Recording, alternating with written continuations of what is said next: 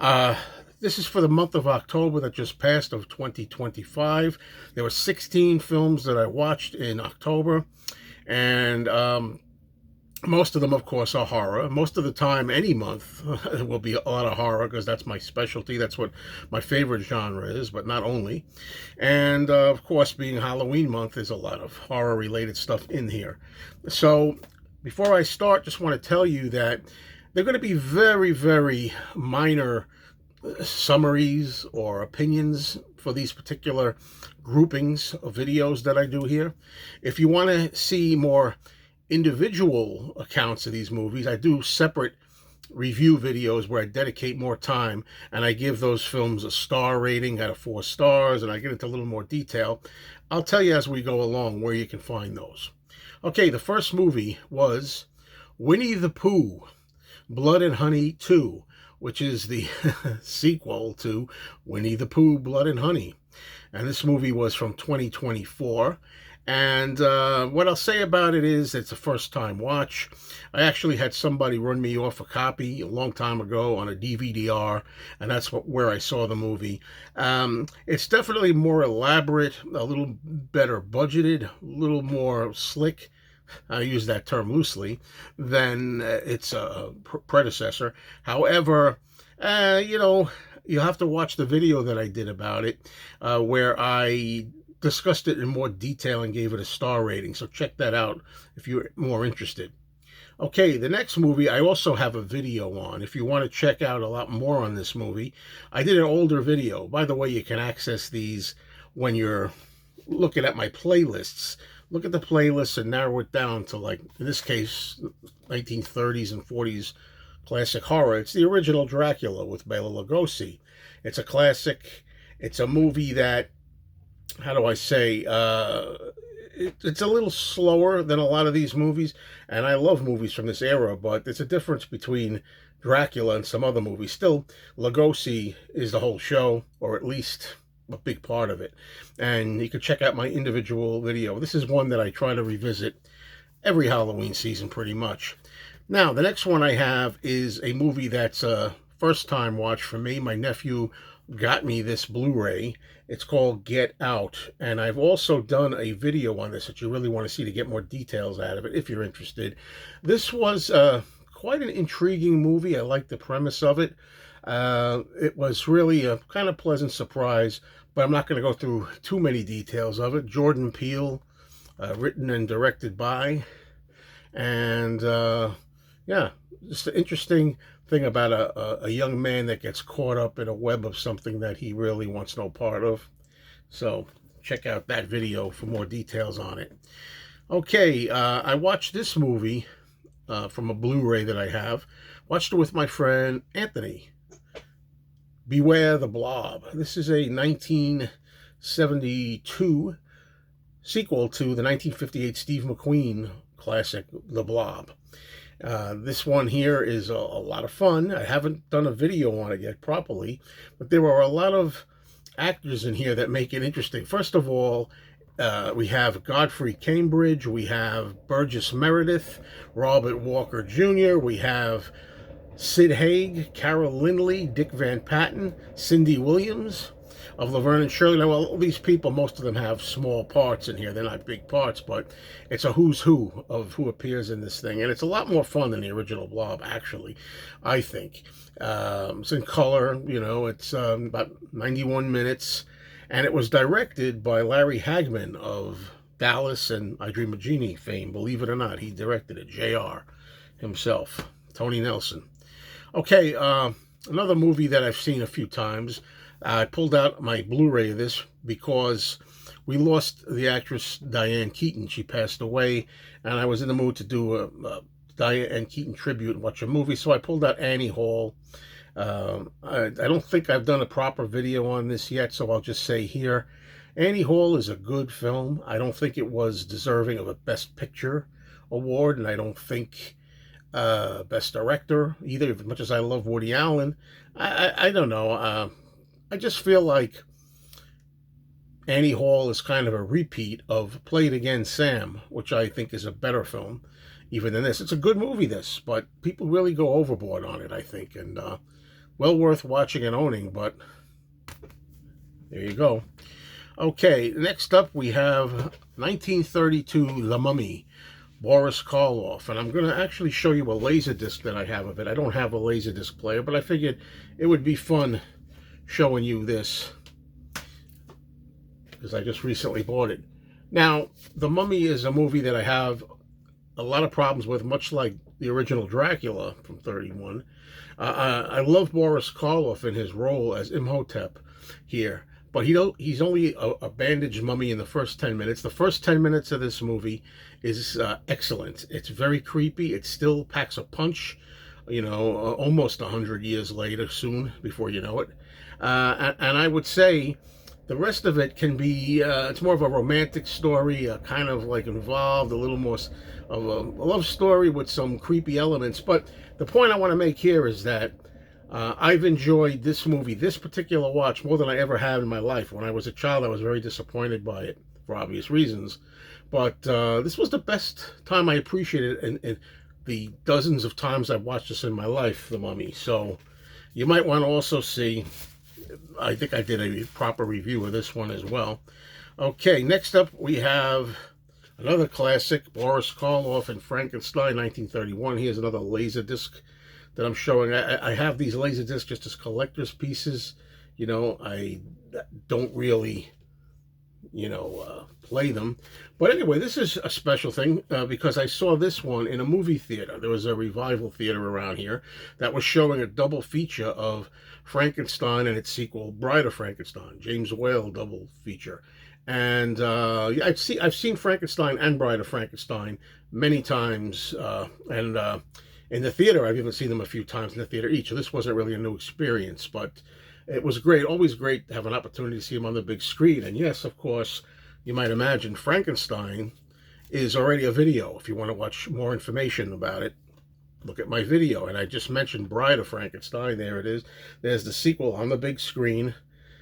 Seen it a few times on the big screen. It's a really good sequel. I don't think I've made an official video of this, so I'll say Karloff is great as the monster who talks in this film. He acquires speech in this movie. I got a lot to say about this, but I want to save it to when I make an official video one day. Now, what can I say?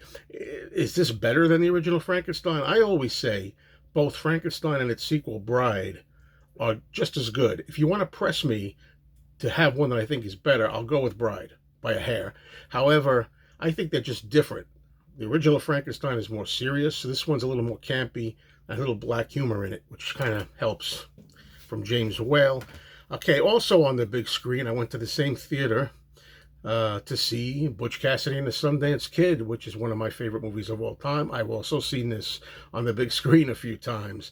I have not yet done an official video on this, but I love the direction here by George Roy Hill, who would later on make The Sting with Paul Newman and Robert Redford. We just lost Robert Redford. That's why this was brought back to the theater.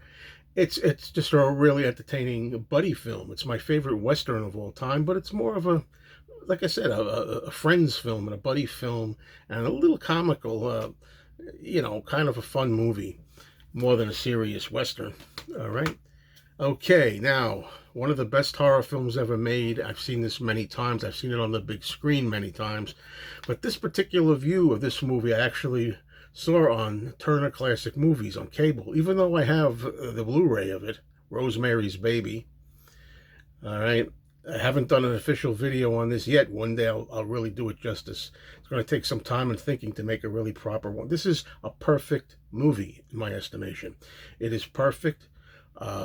Mia Farrow should have won an Oscar for her portrayal in here, although Ruth Gordon, who's in this movie too, the older woman, she did win for Best Supporting Actress. And it's just unsettling, it's creepy, it's disturbing, it's foreboding. You can't trust anybody in this movie. You don't know who's who and who's in on it.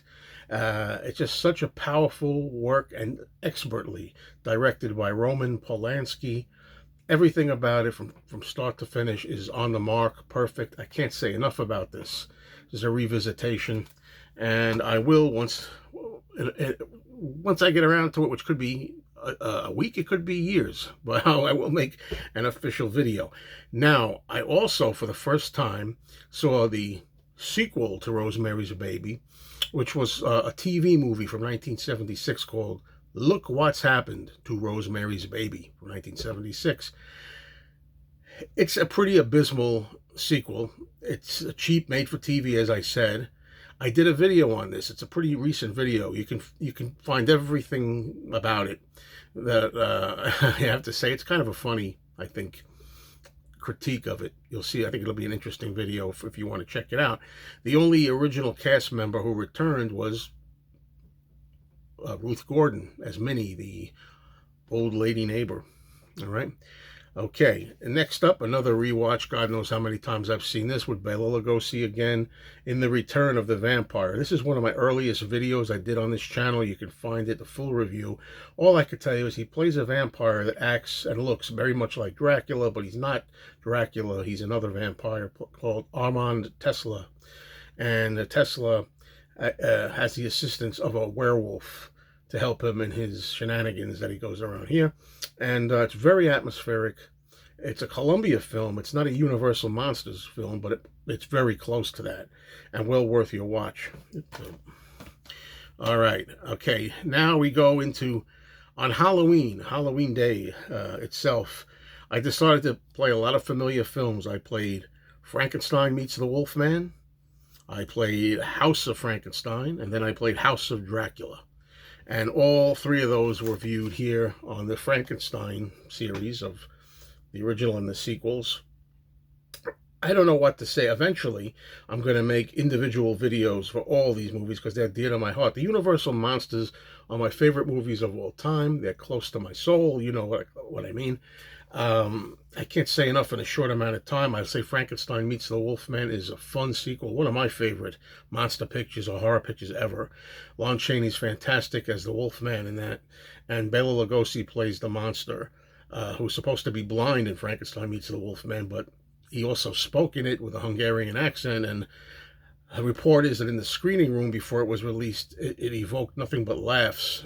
So they had to cut all his dialogue out. As a result, you don't even know the monster's blind in Frankenstein Meets the Wolfman. But anyway, what it has going for it is a strong Lon Chaney performance and a lot of oozing atmosphere. Okay, House of Frankenstein returns Boris Karloff to the series. He doesn't play the monster, but he plays the evil Dr. Niemann, who resurrects Frankenstein's monster and Dracula and the Wolfman. And it's who's who of horror. It's just a fun romp. It's very short and sweet. J. Carrol Naish is in it as a hunchback assistant who's very sympathetic. I really think it's a good monster movie. Rally, the first bigger monster rally film after Frankenstein Meets the Wolfman. You got 3 monsters in here. The only thing people criticize it for is that the monsters themselves are not really put to good use. They're not used as well as they could have been. But it's an old childhood favorite, and quite frankly, the movie House of Frankenstein is probably the reason you're seeing me here on this channel today. That's the movie that started it all for me, I think. All right, finally, it has a sequel, House of Dracula. House of Dracula is more of the same, minus Boris Karloff. Okay, so everything I just said, you have the 3 monsters back again. It's hard to say which I like better. It depends on my mood. I think House of Frankenstein and House of Dracula are very well on the same level. Depending on what the mood I'm in at the time, I like one better than the other. If you would ask me, pick one. Go ahead, pick one. It's House of Frankenstein by a hair because Karloff is in it.